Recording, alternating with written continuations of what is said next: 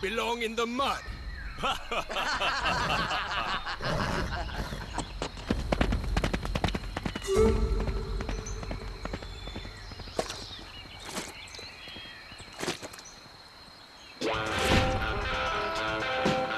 Imperial oppression got you down?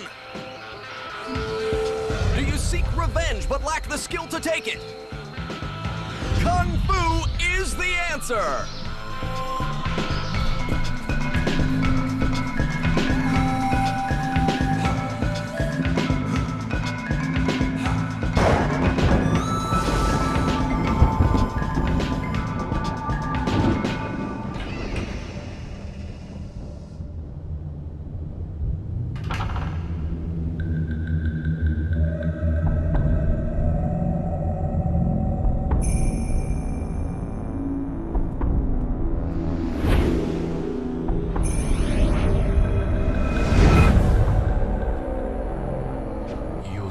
The means to fight injustice.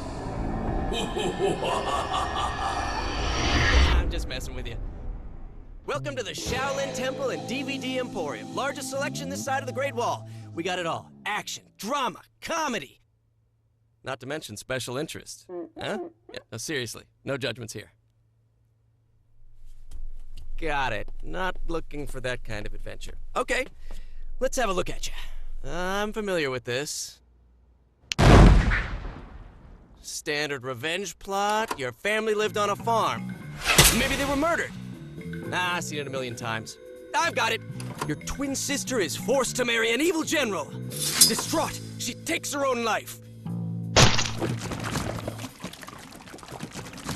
But before you can avenge her, you need training. So you go to the ancient Shaolin Temple to learn the secrets of the warrior monks.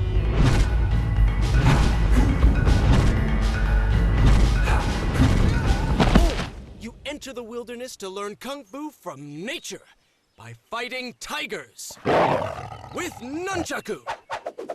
Tigers with nunchucks, that's something you don't see every day. Yeah, pretty ludicrous. Well then, let's get some input from you. What sort of Kung Fu tale do you want to tell? Who's your favorite Kung Fu director? How about Chang-Chi? Or Jackie Chan? Nothing? Seriously? Bruce Lee? Dude, this is serious. You need the full immersion. Prepare yourself, Pilgrim. I'm about to give you all the answers. Now assume the lotus position and look into my eye. Today I'm gonna teach you something new. Good Kung Fu.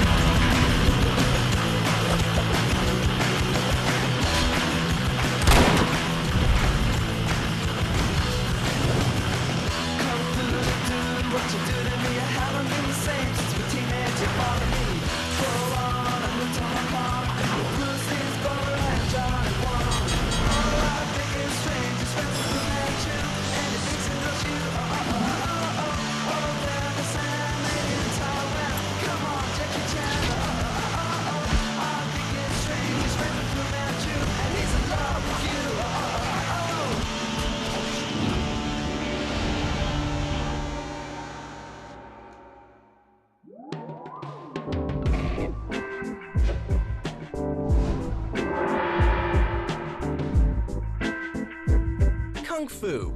What is it?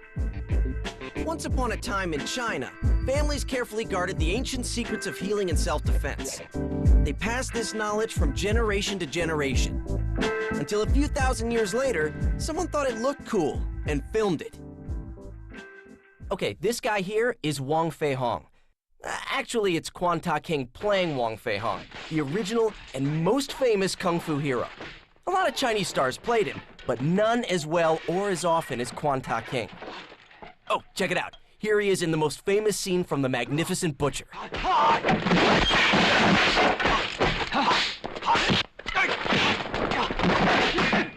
Translation: the man of virtue is invincible. Awesome.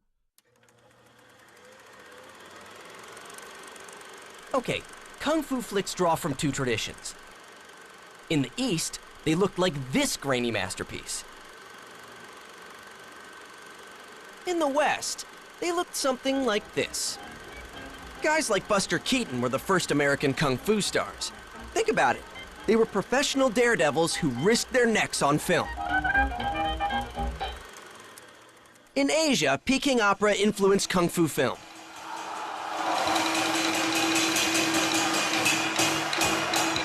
In America, though, it came from rowdy vaudeville theater.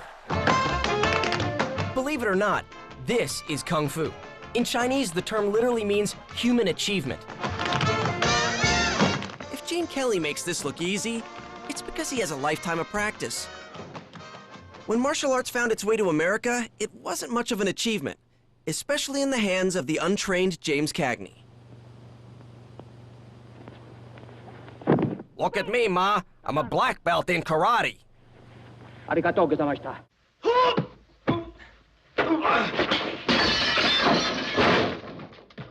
As cool as it is to see Frank Sinatra karate chop a table, American filmmakers didn't really understand the power of Asian martial arts. Never forget your humility and kindness. Real kung fu is based on self-improvement, peace, and love. And Hong Kong movies always say so. 双善永远在江湖上出名了。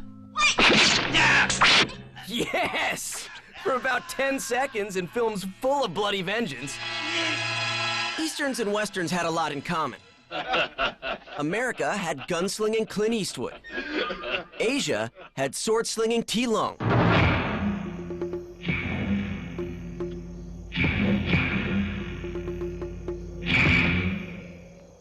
And in both, they knew how to use them.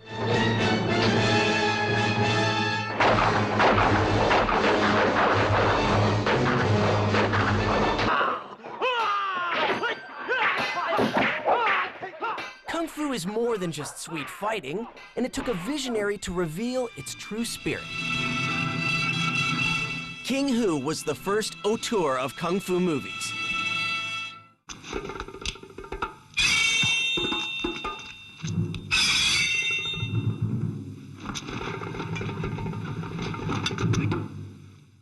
He described the fighting in his movies as dancing. And as you can see, it is a carefully choreographed ballet of death. Meanwhile, a British hero was preparing the English-speaking world for gritty, realistic martial arts. That man's name was... Bond. James Bond. Dr. No introduced the world to Secret Agent 007, but it was From Russia with Love that showcased the true power of martial arts.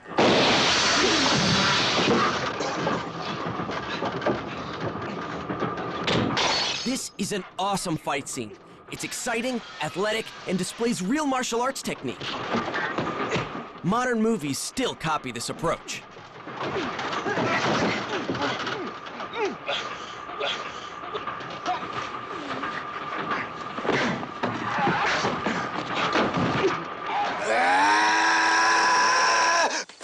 Bondo-san also introduced the world to Japan's real ultimate power.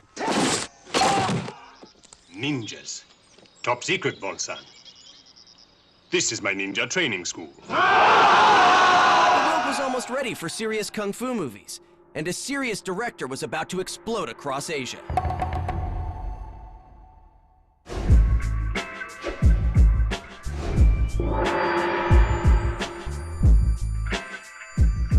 After World War II, Hong Kong's theaters were for women.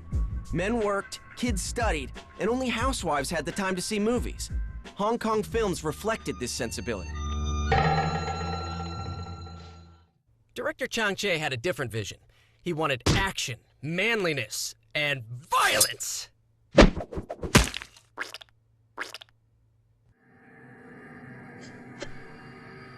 Chang Cheh liked men. Manly men.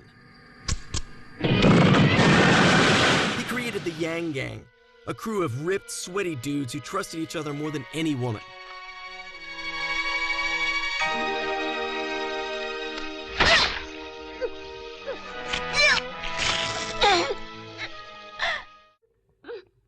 He punched Kung Fu cinema square in the Hidden Dragon, and he did it with one arm behind his back. Naturally, with one arm behind rising star Jimmy Wang Yu's back. The one-armed swordsman was inspired by the tormented James Dean in Rebel Without a Cause. You're tearing me apart! And the violent release of Bonnie and Clyde.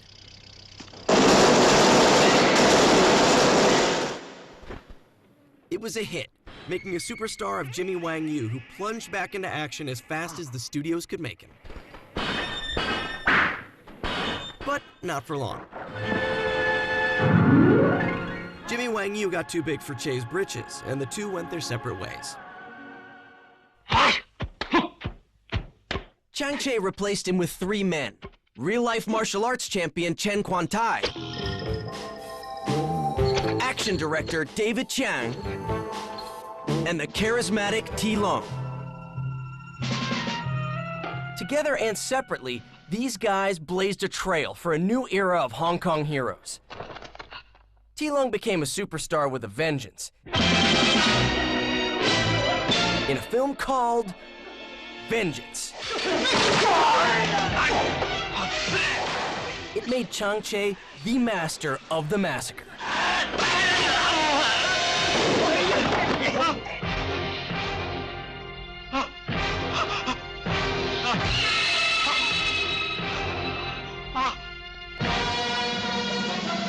But real Kung Fu is about balance and serenity and stuff.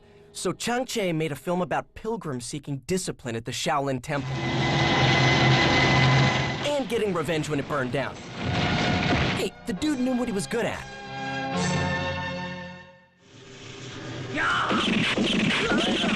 The stars weren't safe either, going out in one blaze of glory after another.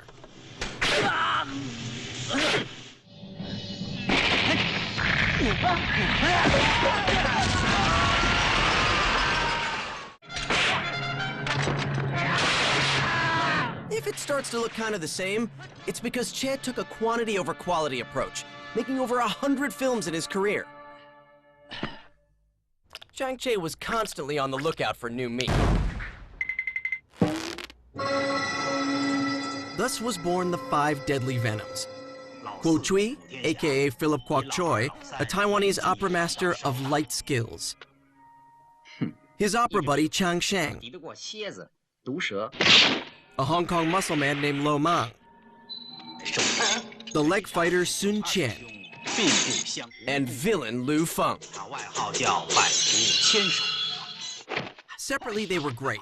Together, they were dynamite.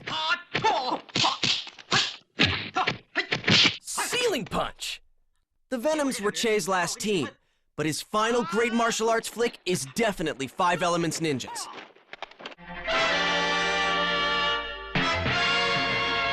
I mean, it had everything. Muscle men in capes. Loads of action.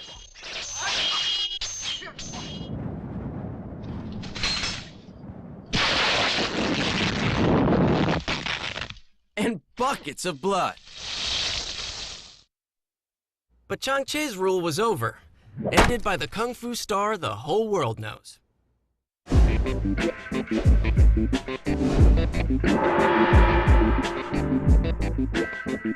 In America, Bruce Lee is synonymous with Kung Fu. Miss Whitfield? But the legend had humble beginnings in Hollywood, with guest starring roles on Raymond Burr's show Ironside.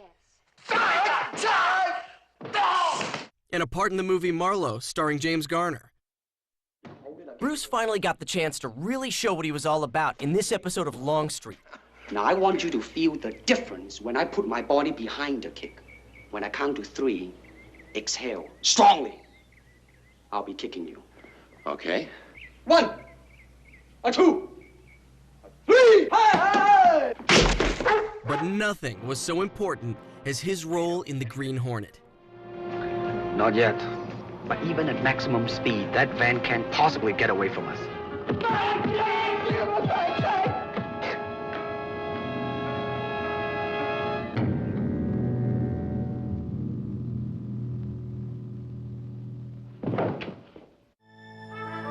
The series was canceled after 1 season, but Bruce was preparing to headline his own show. It was called, simply, Kung Fu. It was a TV series about a Shaolin monk wandering America's Old West, and who better than an already established Chinese master of Kung Fu to play a wandering Chinese master of Kung Fu? It's time to play the casting couch. We need a Kung Fu monk to wander the Old West and throw people around like toys. The network wants muscle, the producers want an actual Kung Fu master. Who will you choose? Good compromise. The show turned out pretty well. It introduced millions of Americans to the ancient art of Kung Fu, but it was clear David Carradine was no Bruce Lee. Bruce decided to take his skill where people would appreciate his revolutionary brand of action: Hong Kong. In China, Bruce was already a star. They called the Green Hornet the Kato Show. He teamed with veteran director Lo Wei, and they took off to Thailand with a makeshift script called The Big Boss. Lo Wei wanted Lee to battle hordes of villains in elaborate fight scenes, but Bruce insisted on using as few moves as possible, earning him the nickname Three Kick Bruce.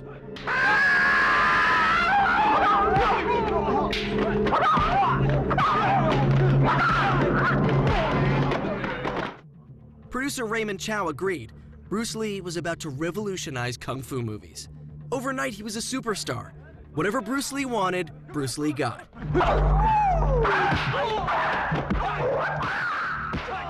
Hey, who's gonna say no to that guy?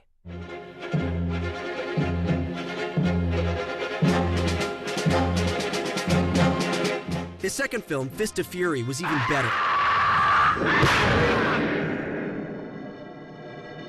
More power behind the camera meant more power on camera. Bruce finally confronted the discrimination that had been plaguing the Chinese since World War II. And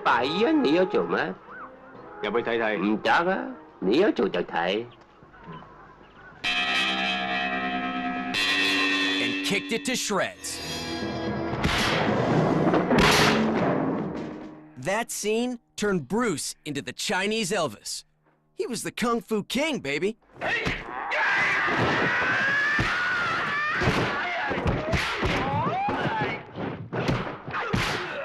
He was so effortlessly awesome that he took the most unwieldy martial arts weapon and made it deadly. I mean, it's two sticks chained together, and he makes it look beautiful. Fist of Fury was a huge success, and in the end, it was Hollywood that finally came to Bruce.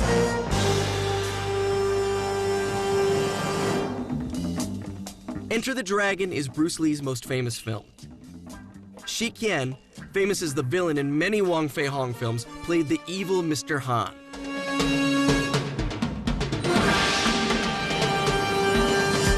Angela Mao played Bruce's sister. But Bruce Lee was Enter the Dragon.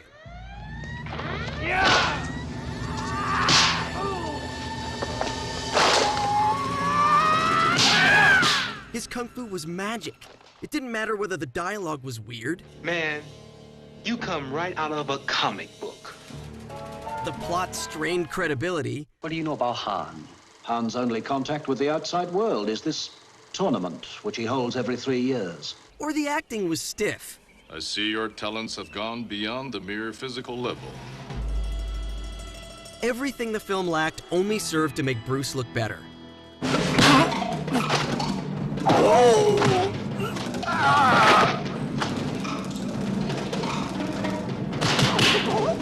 Producer Fred Weintraub said that Bruce gave Enter the Dragon its soul. There were no monks or Shaolin legend in the movie until Bruce put them there. Creatively revitalized, Bruce Lee leapt into new projects and launched the first film he totally controlled, elevating Kung Fu film to a whole new level.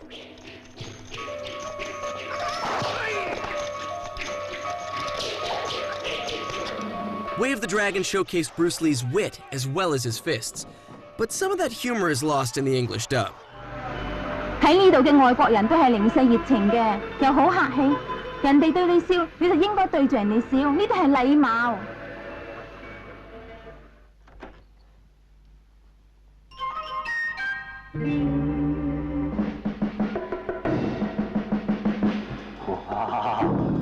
fact that Bruce and the villains don't understand each other is central to the plot, a point which is lost when everyone is dubbed in English. You crazy!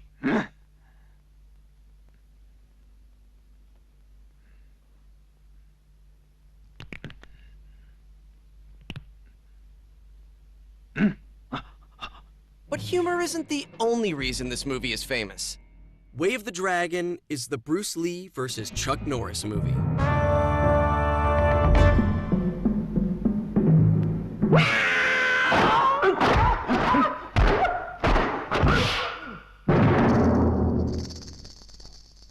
This fight launched Chuck's career, and an internet meme that just won't die.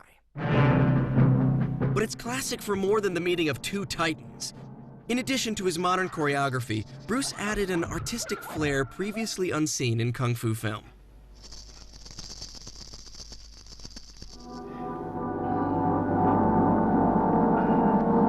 Oh, and he totally kicked Chuck Norris's ass.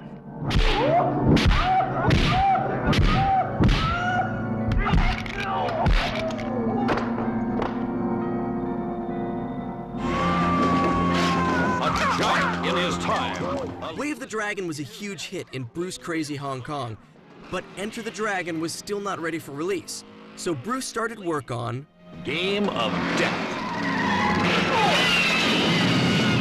The title was tragically prophetic. Bruce filmed more than 40 minutes featuring Daniel Inosanto, Jihan Jie, and Kareem Abdul-Jabbar. It was meant to be a knockdown, drag-out kung fu quest movie, one battle after another featuring masters of different deadly styles.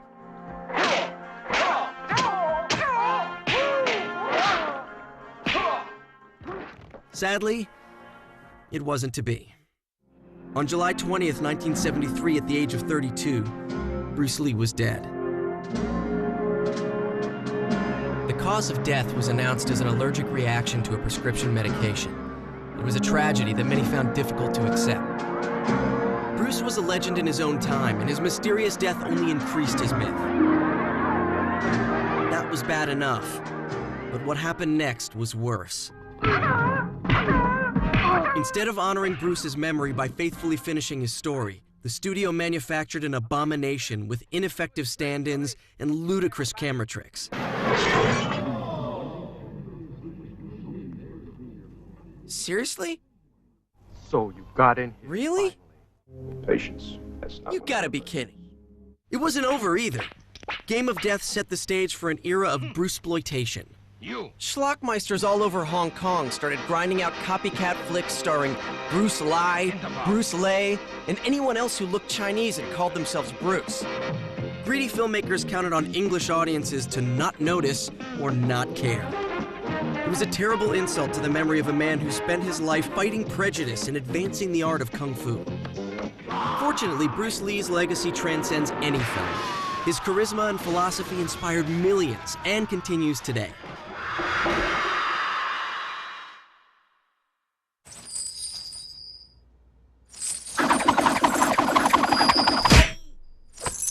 While Bruce was out conquering the world, back in Hong Kong, there was a man conquering the art of kung fu film.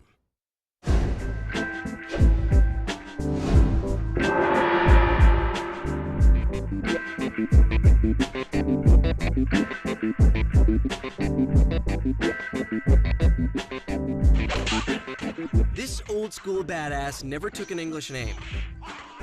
His name was Lu Chaoliang. Master Lu got his start as a choreographer and had a hand and fist in many Changche movies.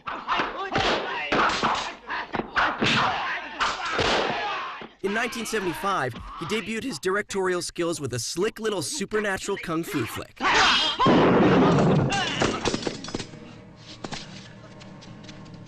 The Spiritual Boxer was a surprise hit, but not exactly what audiences, still grieving Bruce Lee, were looking for. Lu Chaoliang needed his next film to hit big. It did.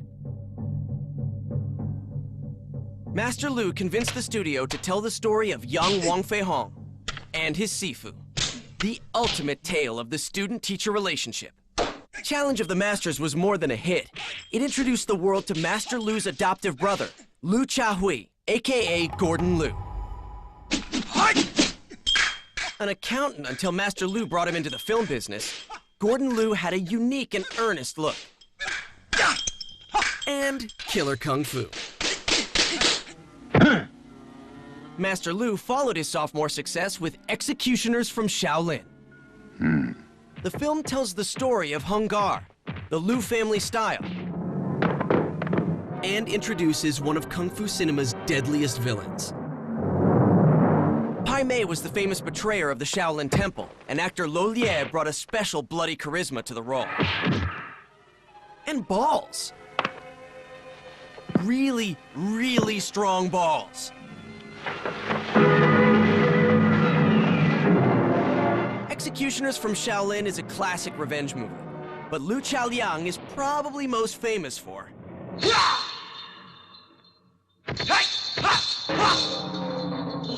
standard revenge plot leads Gordon Liu to the Shaolin Temple to learn Kung Fu. So begins the greatest training sequence ever filmed.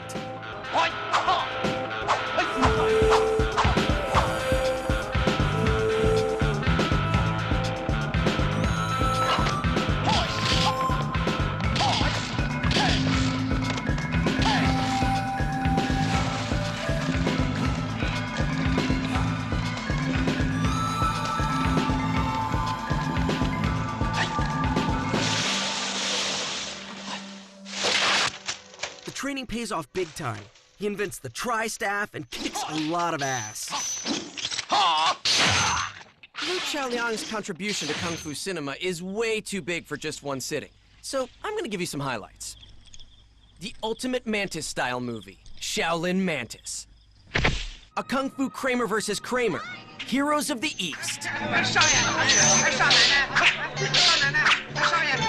His class warfare epic, Dirty Ho.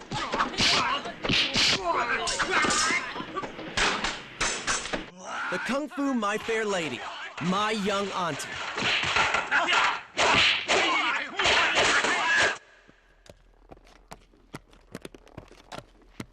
And of course, legendary Weapons of China. This movie features so many different Kung Fu weapons and techniques, they labeled them during the climax.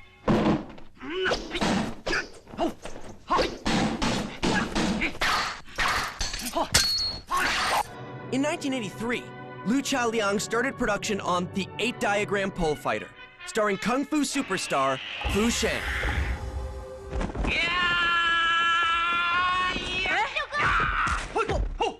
Unfortunately, on July 7th, Fu Sheng died in a car accident. Master Lu used the footage with Fu Sheng and adapted the film to feature Gordon Liu as the central character. The whole thing ends with an insane bit where the monks decide not to kill the attackers, and instead, defang them.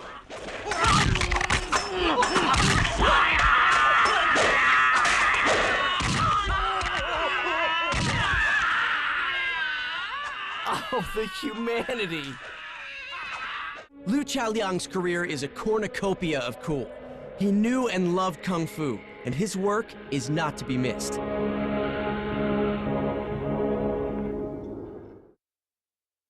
Kung Fu doesn't have to be serious. In fact, one star made a career of falling down.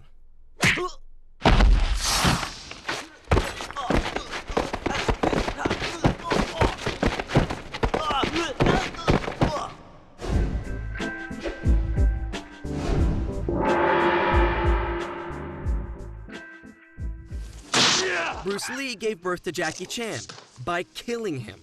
See that dude getting his neck broken by Bruce Lee? That's Jackie. Ouch.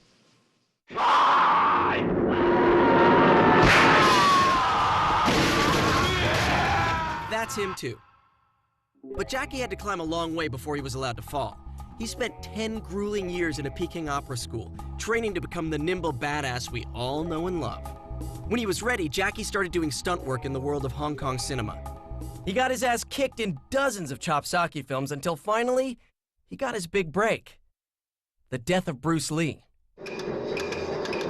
Every young martial artist wanted to be the next Bruce Lee, except Jackie Chan. Even though Jackie was chosen by director Lo Wei to step into Bruce's shoes, his heart wasn't in it. Why imitate when you can innovate? In Drunken Master, Jackie played a young, mischievous, and totally hammered Wong Fei Hong. It was a brilliant combination of silly comedy and serious kung fu that ignited Jackie mania. Before long, Jackie had total creative control over his films, and like his idol, Buster Keaton, he would take hours, days, months, or even years to get exactly what he wanted. But Jackie's newfound power came with a price. This sequence from Dragon Lord took a whopping 2,900 takes. If Jackie's obsession sent budgets soaring, it was totally worth it. He dragged kung fu films kicking and screaming into the 20th century. Set in 1903, Project A revolutionized the kung fu film in two ways. First, with a daring and dangerous new look for the action.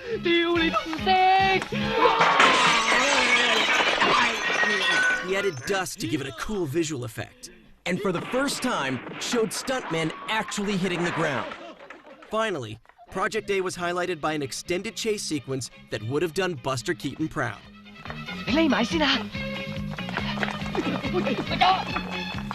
It climaxed with this fall. No wires, no padding. This guy is out of his mind, and he did it 3 times!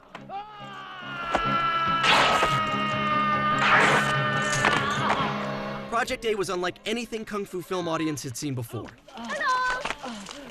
But Jackie wasn't through with him yet. Police Story is one of the most copied films in action movie history. This scene was borrowed by Michael Bay.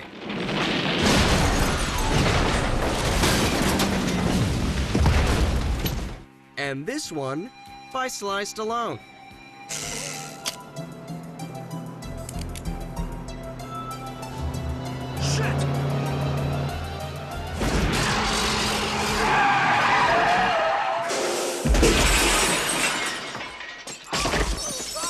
There's a good reason for that. Jackie Chan's Police Story is one of the best action movies ever made by anyone, anywhere. Jackie's mix of emotion, comedy, and incredible action set the standard for years to come. It also has a mind-blowing sequence shot in a real shopping mall. And since they were only allowed to film during the hours it was closed, nothing, not even the escalators, were padded.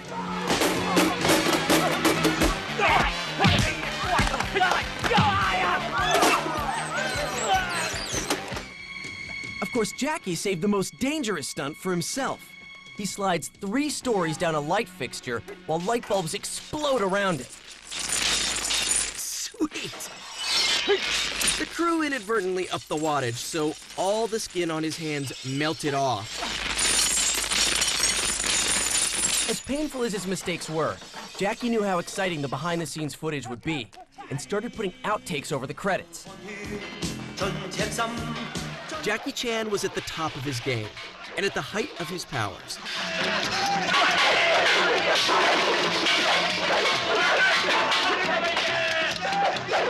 But the bigger they are, the harder they fall.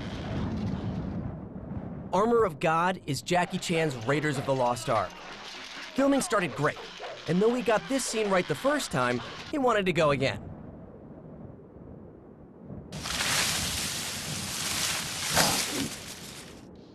The branch broke, and Jackie cracked his skull open, nearly killing him. If anyone can bounce back from an injury like that, it's Jackie Chan. He recovered and finished the film, though he still has a hole in his head covered in plastic. His injury on Armor of God seemed to affect his feelings on fighting. Now he would find ways to avoid finishing off an opponent, choosing to literally dump them off screen instead.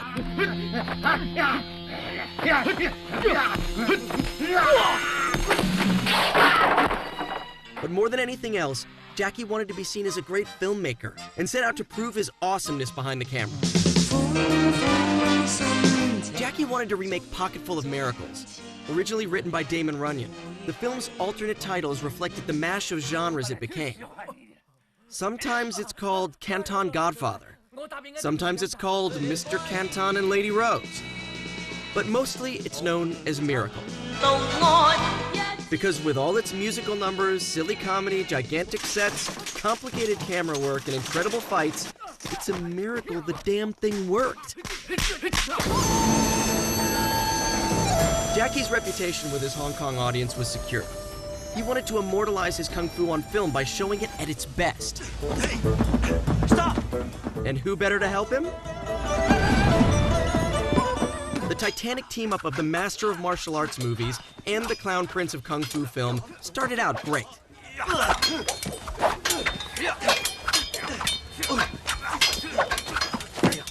But as filming went on, things got a little complicated. Master Lu wanted Jackie to fight as many adversaries as possible, but Jackie wanted things to be more personal. There was only one thing to do. Hey! Easy! Jackie took over the filming, leading to one of the greatest extended finale fights in kung fu film history. It starts with a battle Master Lu directed, and ends with Jackie's masterpiece. Thinking it might be his final full-on kung fu film, Jackie gave it his all, creating some of his most complex moves. Culminating in an intense one-on-one with his longtime friend and ex-bodyguard, Ken Lo.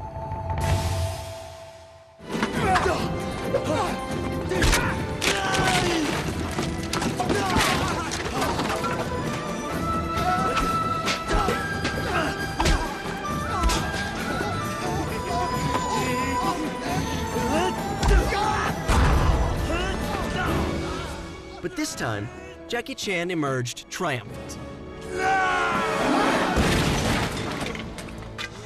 Without losing his sense of humor. Drunken Master 2 was a triumph and remains Jackie's final kung fu masterpiece.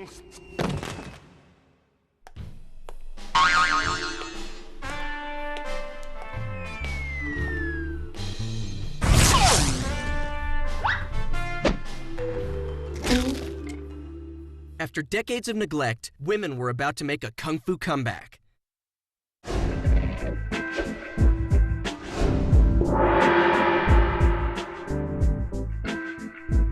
With the advent of Chang Che's Yang Gang, women wushu warriors were few and far between. What about Chang Pei Pei? She was a 60s star who caught a break with King Hu.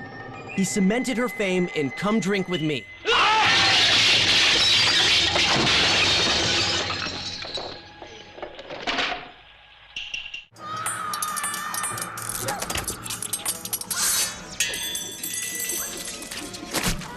Her long career more recently included the villain Jade Fox in Crouching Tiger, Hidden Dragon. But the first woman to consistently lead in kung fu movies was Angela Mao. You might remember her as Bruce's sister in Enter the Dragon, but she is a fierce contender on her own, headlining movies like When Taekwondo Strikes.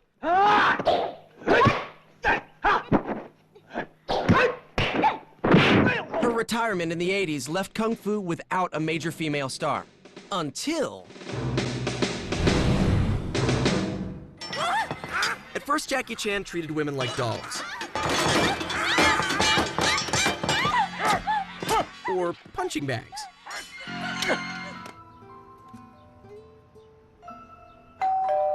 Or simply ignored them. But all that changed when he met Michelle Yeoh.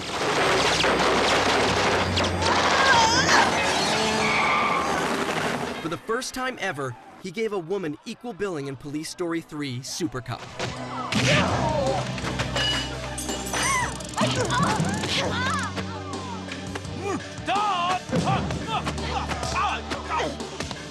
Some say Jackie was so challenged by her kung fu, he came up with the helicopter scene to make sure she didn't steal the film.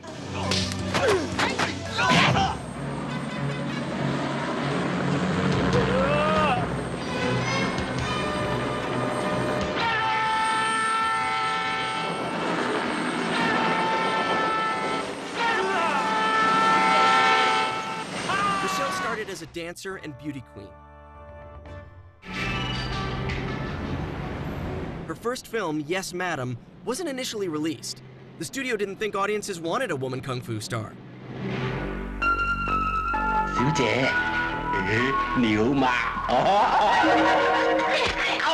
Which was a shame because it also introduced Cynthia Rothrock. Notable because she succeeded in the macho world of kung fu not only as a woman, but a guai-lo, foreign devil, as well. It took the success of their next film, Royal Warriors, to get Yes, Madam released. Michelle and Cynthia were often fighting. Cynthia got her first full-fledged Hong Kong starring role as Blonde Fury.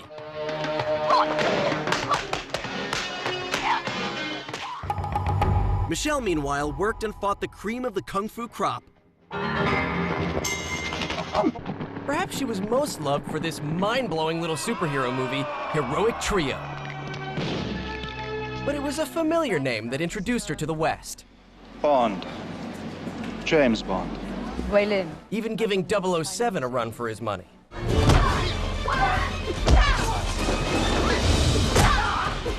Michelle became a star the world over, but still stays close to her kung fu roots.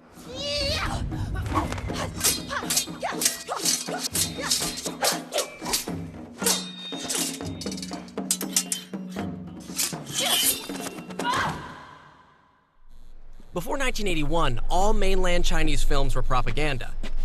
That all changed with the Shaolin Temple. Huh?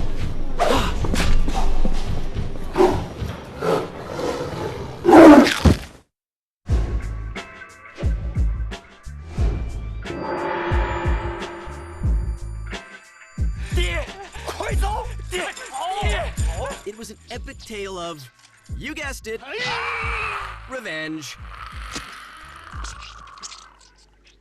It also introduced a young new talent who had already been a national kung fu champion at the tender age of 12. His name is Li Lianjie, but you can call him Jet Li.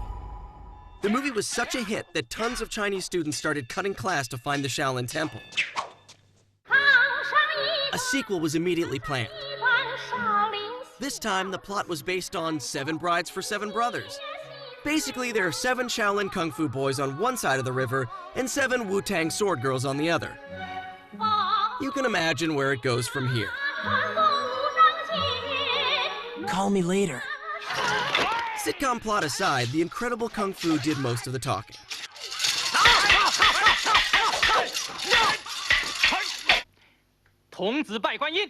While Master Lu, Jackie and company did screen fighting based on Wing Chun and Hung Gar, this was more traditional Shaolin boxing.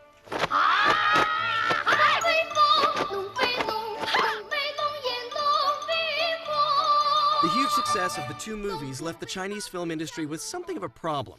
They wanted the glory of their country to be appreciated internationally, but foreign audiences giggled at their old-fashioned approach.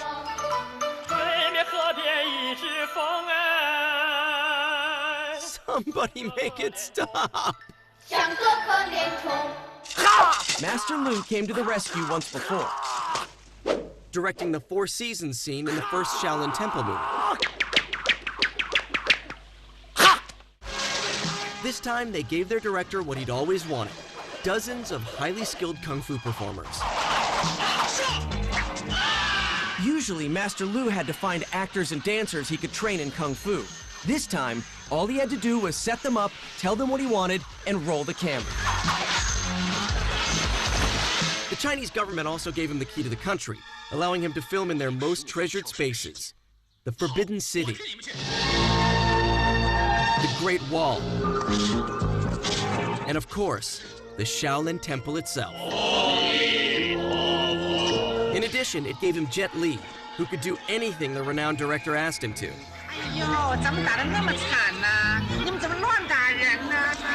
With all these great performers, Master Lu designed some of the most complex kung fu ever seen. It was awesome.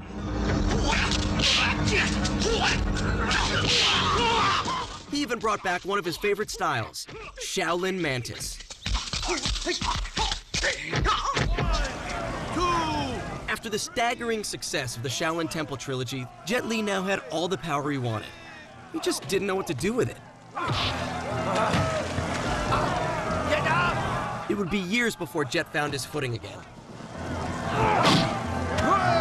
Without Master Lu to save him, Jet Li could only turn to one man. Ambitious director Choi Hark thought that Wong and Jet were a perfect match. And the audience agreed. Jet anchored Choi's politically charged worldview to create a crowd-pleasing hit, resurrecting Jet's career while rebooting Wong Fei-hong.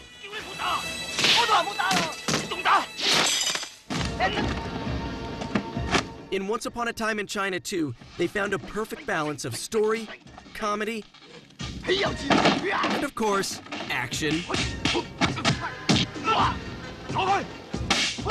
Jet and action choreographer Yuen Wo-ping were a great match. Both leaned toward Tai Chi rather than Wing Chun or Hung Gar, and their sentiments and skills were well suited. Like Master Lu and Jackie Chan before him, Jet wanted to immortalize his skills at his peak and decided a remake of Fist of Fury was the way to do it.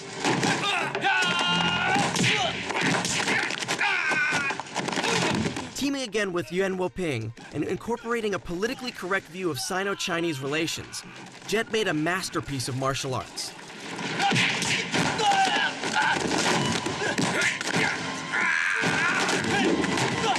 Jet did his own personal variations on Bruce's approach. See how he deals with multiple attackers?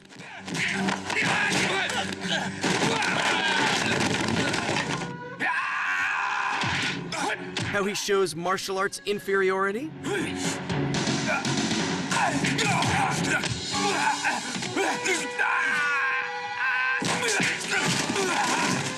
How he contrasts Chinese and Japanese techniques?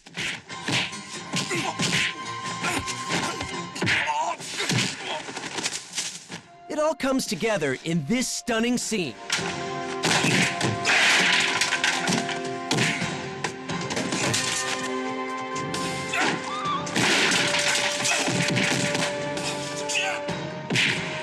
After that, the only place to go was west.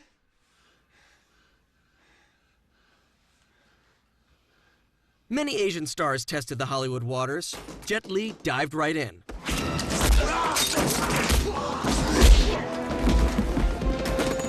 Just as in Enter the Dragon, Lethal Weapon 4's loose plot only served to showcase the Kung Fu star's skill.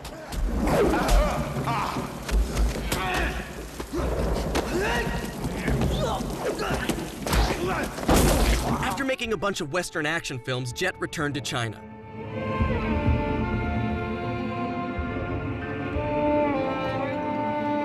Hero was a masterpiece that used cinema language to its advantage. For instance, each character was differentiated by color. Jet Li's story is red. The Emperor's is blue. Tony Leung's memories are green. And white is reserved for the truth.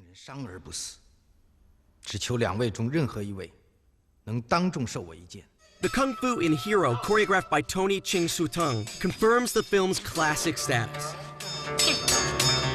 As befitting the artistry of director Zhang Yimou, each use of Kung Fu in the film correlates to life. The fight with Donnie Yen is compared to music.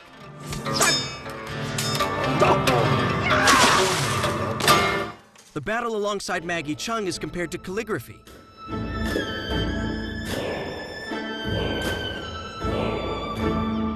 The fight between Maggie and Zhang Ziyi is compared to nature.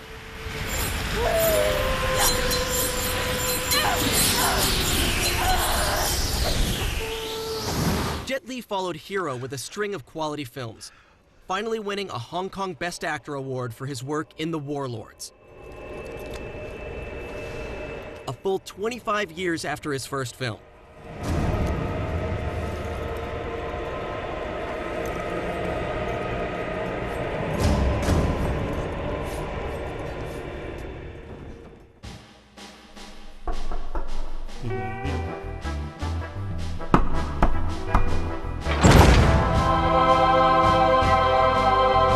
It had to happen. Kung Fu masters don't grow on trees.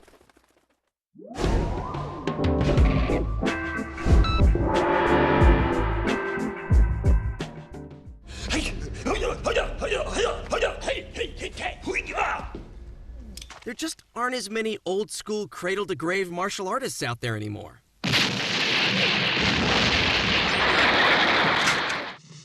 It's much easier to shove a gun into an actor's hand and say, "Kung Fu this, mother..." Gun Fu was inevitable. The main reason it took so long was that Japanese law forced homegrown filmmakers to build prop guns for their movies. Plus, Chinese were proud of their Kung Fu and sword slingers. No one really took guns seriously in Kung Fu films. Except John Woo.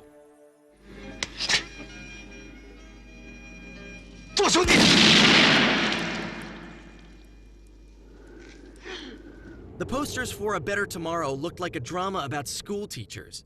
It was actually about firing 2 pistols while flying through the air.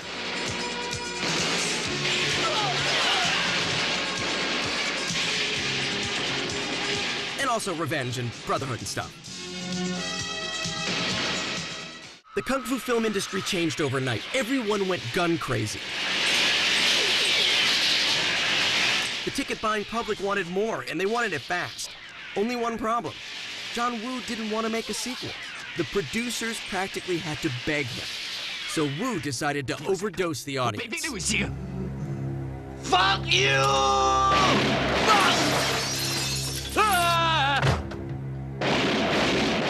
It backfired.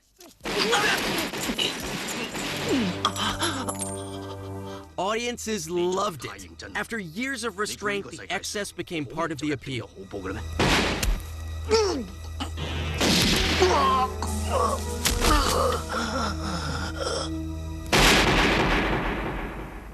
Wu may have been trying to lampoon himself, but his overkill became his trademark. Along with doves. And Mexican standoffs.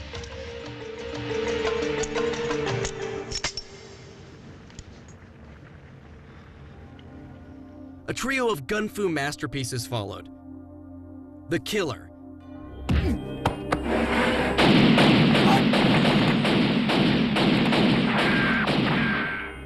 Bullet in the Head.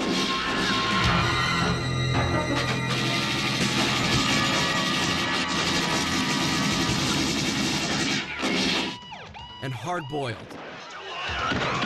With the Chinese takeover of Hong Kong coming, Wu was sure that his brand of ultra-violence wouldn't be tolerated.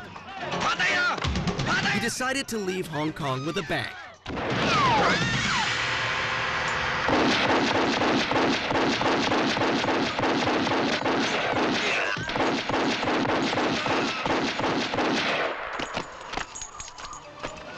With Hard Boiled, John Woo shot the works. Wu worked with ex-Venom Philip Kwok Choi as co-star and choreographer to create elaborate battles.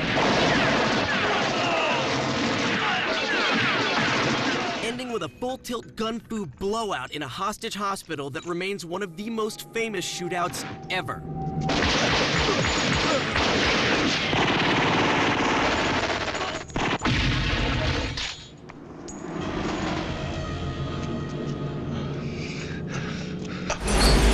Afterward, John Woo hit Hollywood with 15 years of films you might have heard of. Whee! What a predicament!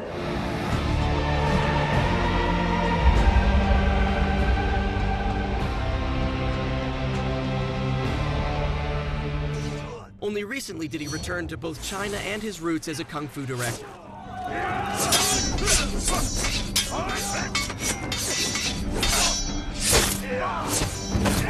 But he did bring one thing back from Hollywood. Pervasive special effects.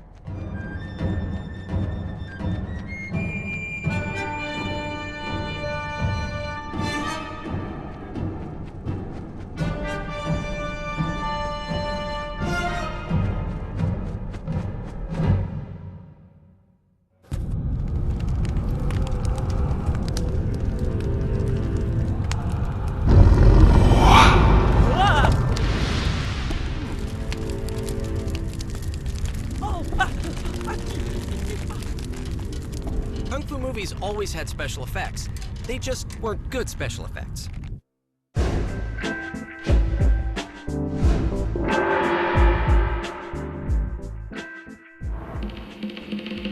That changed when Choi Hart came back to Hong Kong after finishing film school in Texas. Yes, you've heard that name before. He brought back Wong Fei Hong. He produced John Woo's first 2 gun fu masterpieces.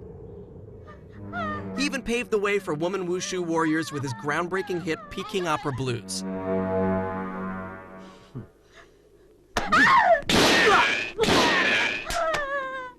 But he may be best known for bringing Star Wars-style special effects to kung fu films.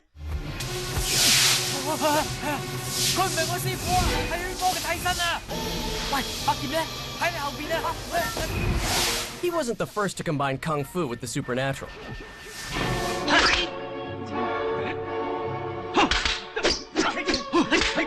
Master Lu introduced pretty much everything, but others took it and ran with it.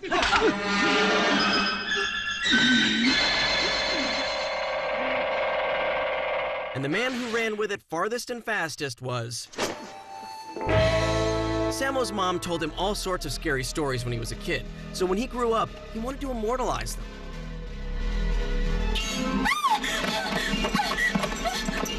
Sammo was also great at combining these ghosts and goblins with kick-ass kung fu.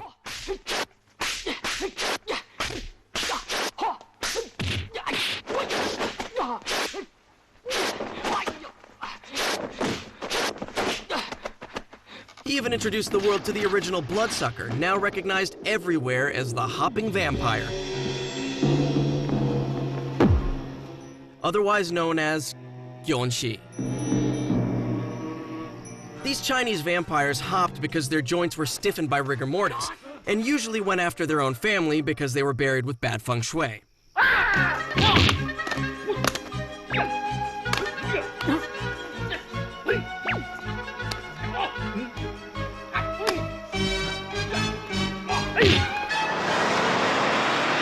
Choi Hart took it to the next level with A Chinese Ghost Story.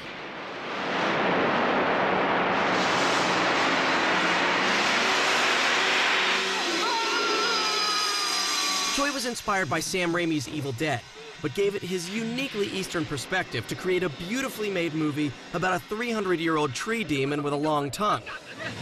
A really, really long tongue.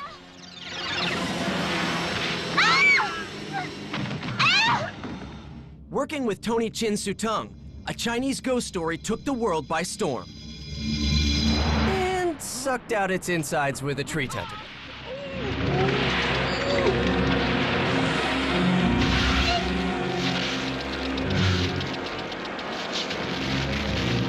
But naturally, Choi wasn't going to leave it at that.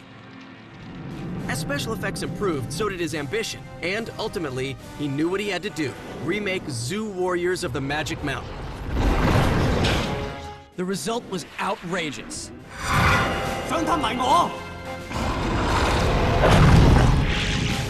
Suddenly, it didn't seem to matter how well a star could fight. There was a flood of films where computers did all the hard work. Sadly, human kung fu fell by the wayside.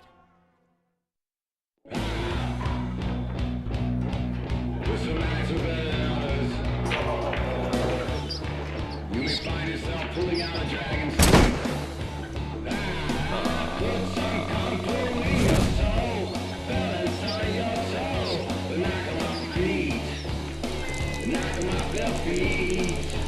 American films may have influenced early kung fu filmmakers, but it wasn't long before Hong Kong returned the favor.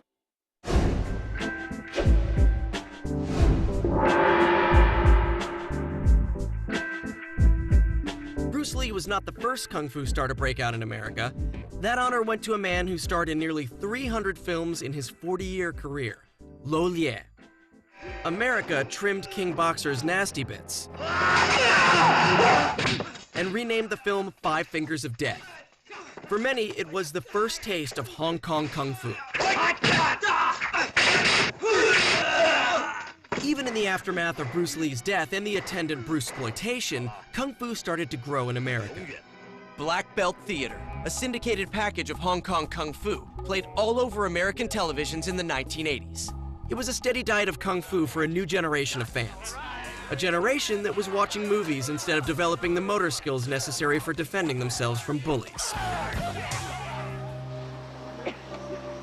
They needed someone to guide them, to show them the secret of self-defense. Daniel-san. What? Karate here. Karate here. Karate never here. Mr. Miyagi was that man. And the Karate Kid reignited American interest in martial arts.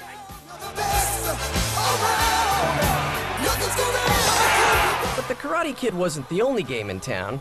Remember that hairy dude who got his ass kicked by Bruce Lee? Chuck Norris is a martial arts champ whose work with Bruce Lee and Way of the Dragon led to a busy career, with high points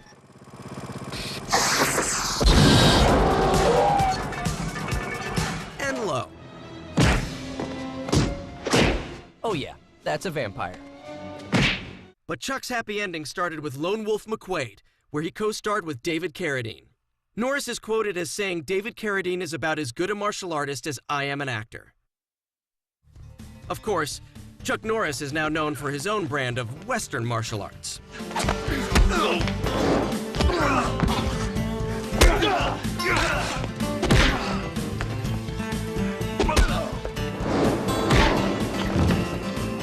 But there's another master of the barroom brawl.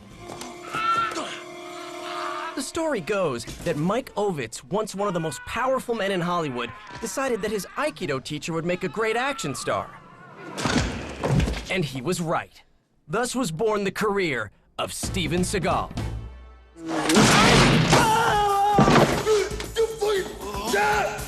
Instead of punches, it was pretty exciting to see Seagal bend, break, and flip his opponents.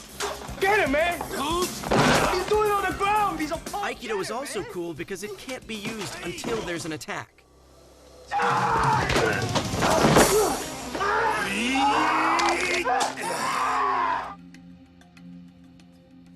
Seagal's best movie is Under Siege.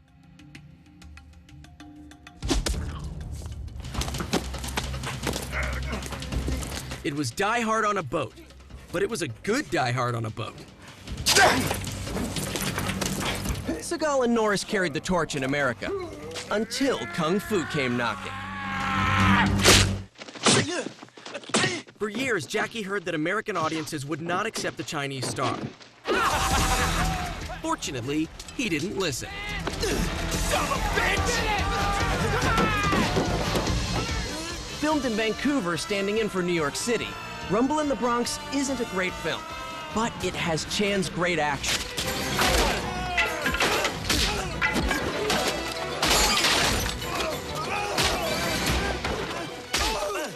It was a success, hitting #1 at the American box office. Director Brett Ratner knew how to capitalize on his comedic actors, and Rush Hour was a huge hit, spawning a couple of sequels and a few other Jackie as comedic kung fu co-star films. Watch out! So big Hong Kong stars were making inroads in America. But what about A-list American stars? Who among Hollywood's elite was brave enough, strong enough, and excellent enough to attempt hardcore kung fu? I know kung fu. The Matrix cannot be underestimated. It introduced American audiences to the high-flying wire work that had long been a staple of Hong Kong wuxia, Chinese superhero films.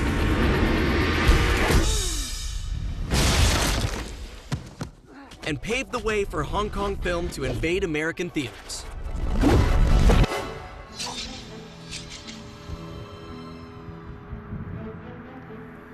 Crouching Tiger, Hidden Dragon proves that American audiences aren't as close-minded as critics would have you believe.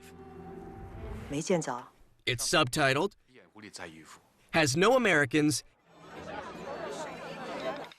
and a female lead. 4 Oscars and more than $100 million says Americans like foreign film, so long as it has kung fu.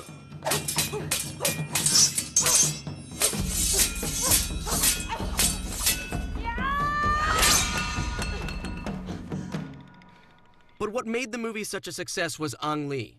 He linked the sword slinger's superpowers to their own emotion, something that clearly resonated across countries and cultures.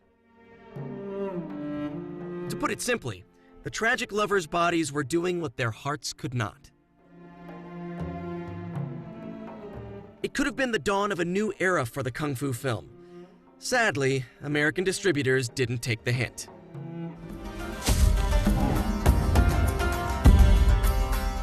Movies like Hero and House of Flying Daggers were delayed, dismissed, altered, and mismarketed.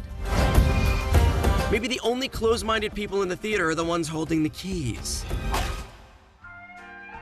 The turn of the century was a rough time for kung fu films. The Japanese economy, where so many producers found funding, tanked. Hong Kong, once independent, was returned to Chinese government control, and the movie industry had to contend with its many rules. Freedom shrunk, unemployment grew. With all these problems, all one superstar could do was laugh.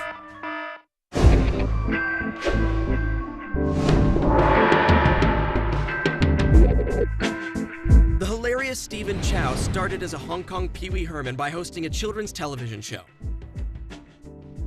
But he soon realized he'd need to make his own luck. First, by borrowing the luck of God of Gamblers.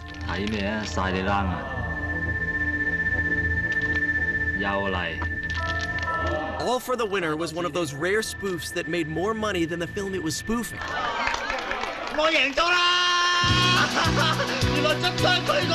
Stephen Chow was off and running and never looked back. Whether the subject was Chinese mythology, legend, cuisine,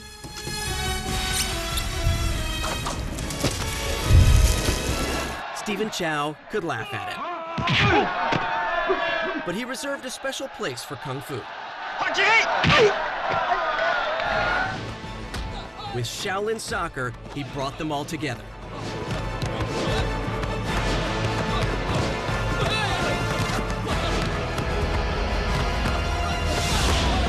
Shaolin Soccer introduced the English-speaking world to Chow's brand of hilarity that was miraculously balanced with an ability to make the audience care about his characters, no matter how crazy things were around them. Shaolin Soccer ended with Stephen Chow's vision of a Kung Fu utopia.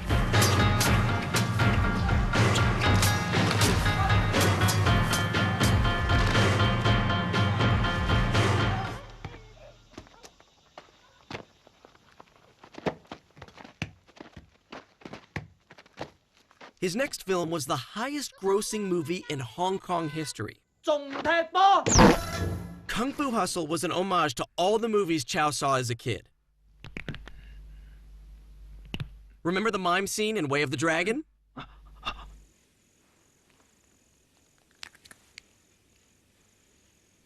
It's little wonder that the Chinese audiences loved the movie, but incredibly, English-speaking audiences did too. Chow didn't skimp on the action. He mixed the choreography of two masters, Sammo Hung's hard-hitting brawls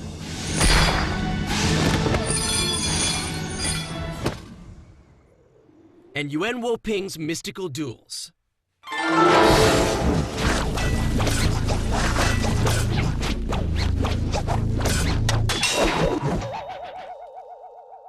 And finally, it explodes into full-scale wuxia.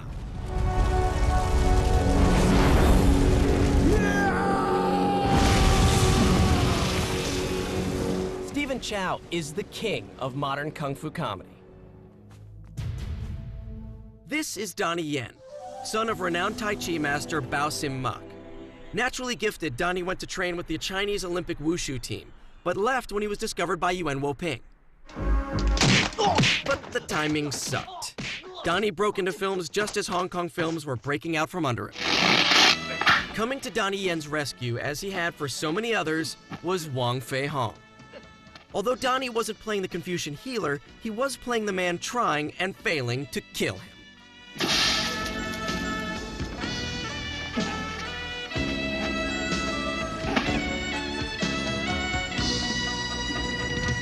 Donnie made an even greater impact in his following films.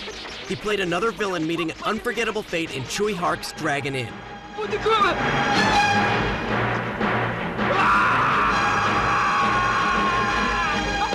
Made a spectacular show in Butterfly and Sword with Michelle Yeoh. Oh, straight through him. But he achieved superstardom in Yuen Woo-ping's next classic, the beloved Iron Monkey. This was Donnie Yen's Wong Fei-hung movie, only he wasn't playing Wong Fei-hung. He was playing Wong Fei-hung's father. Iron Monkey is considered the greatest wirework kung fu film. While most fans hate wires because they rob kung fu of its balance, Yuen Woo-ping created just the right mix of wire-assisted stunts and gravity-based action. After that, Donnie was truly on his way. As more and more kung fu filmmakers went to America, Donnie stayed in China to become the new king of kung fu.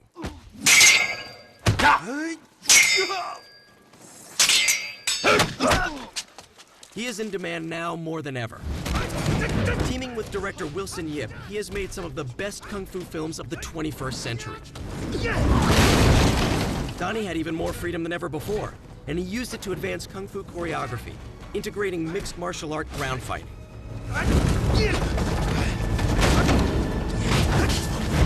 Soon, Donnie Yen and Wilson Yip got the balance of drama and action right.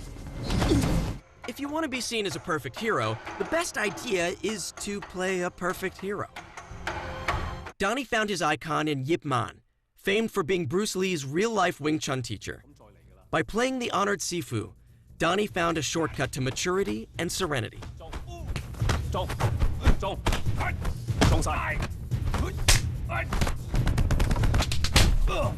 It was a perfect vehicle for Donnie. He could show Yip Man's wisdom without diminishing his power.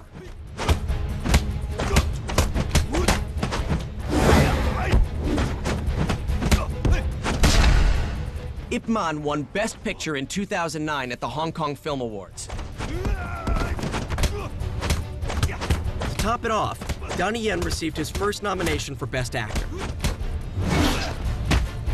But who could possibly follow that? The answer may be this mild-mannered fellow, Jackie Wu Jing. Yuen Woo-ping discovered Wu Jing at Wushu University and put him on Chinese television, where he made one of the most successful shows in kung fu history. Tai Chi masters showcased Jackie Wu Jing's innocent charm and impeccable kung fu. But he found an opportunity to play against type in Donnie Yen's SPL. You'll barely recognize him in this knife fight. I don't blame you. It's ridiculous. Hong Kong Kung Fu is in good hands. Chinese government film regulations continue to grow, forcing modern Kung Fu films into the past. This gave rise to a new kind of action choreography, battlefield Fu. John Woo's Red Cliff exemplified this new trend. But as Asian cinema retreated into war, American cinema advanced into peace. Fittingly, it was the unlikeliest warrior who showed the way.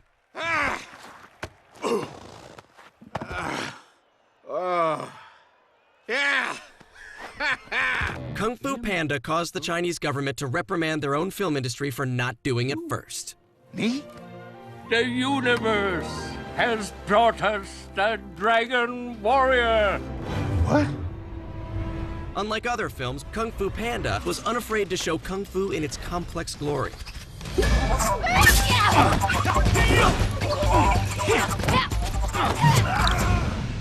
It also understood what Kung Fu is, using your opponent's aggression against him.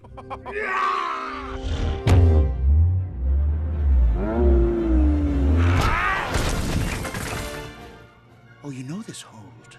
Real-life Kung Fu masters always geek out during the climax where Po says the magic words. I figured it out. Skadoosh. Now that's Kung Fu. So what is the secret to martial arts? Listen to the panda, grasshopper.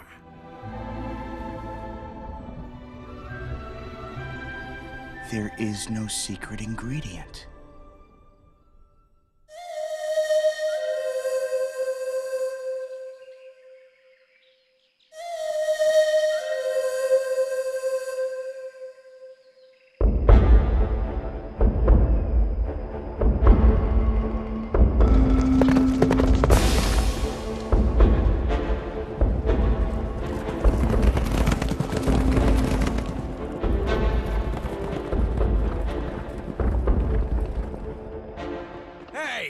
that pigman from before. Out of the way, pigman.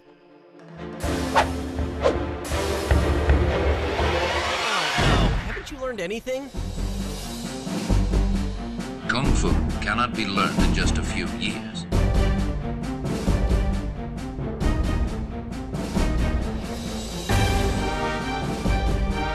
I've made up my mind. I have to learn.